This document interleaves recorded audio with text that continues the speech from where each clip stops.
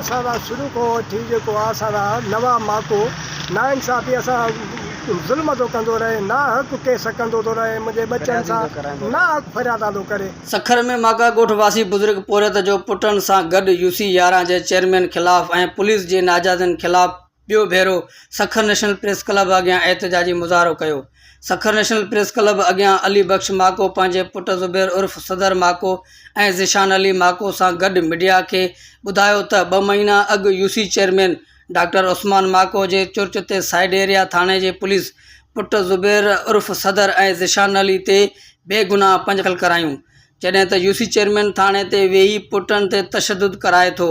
ऐं मुंहिंजो हिकु पुटु अखियुनि खां नाबीन थी वियो आहे। पुट खे कूड़ी चोरी जे इल्ज़ाम जेल मोकिलायो वियो, जेको लगातार 2 महीननि ताईं जेल में हो। हाणे ज़मानत ते आज़ादु करायो आहे, पर वरी यूसी चेयरमैन डॉक्टर उस्मान माको,